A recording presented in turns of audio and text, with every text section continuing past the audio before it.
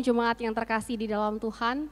Mari kita persiapkan hati kita ambil waktu sejenak sebelum kita masuk di dalam ibadah pada pagi hari ini, kita mengambil waktu teduh.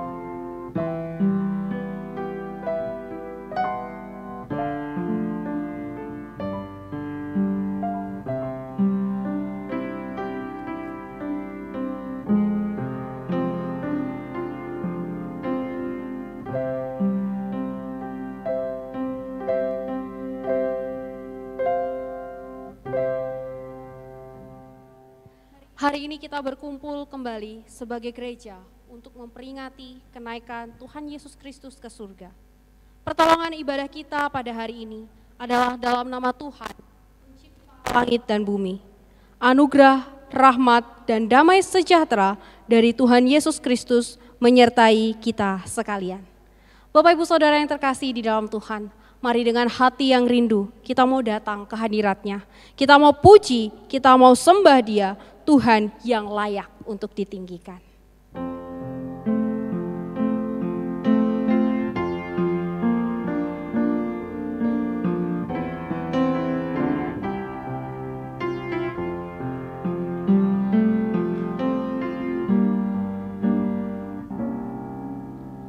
Yesus, Kau sungguh baik. Yesus, namamu indah. Yesus, ku cinta Kau selalu, ku tinggikan, ku agungkan selamanya. Yesus, Kau sungguh baik. Yesus, namamu indah. Yesus, ku cinta Kau selalu, ku tinggikan, ku agungkan selamanya. Ku mau memujimu, ku selalu pujimu, ku mau menyembahmu, ku selalu sembahmu.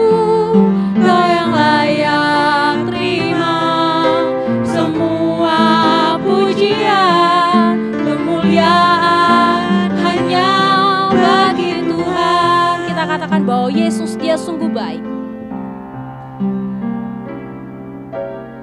Yesus, Kau sungguh baik. Yesus, namamu indah.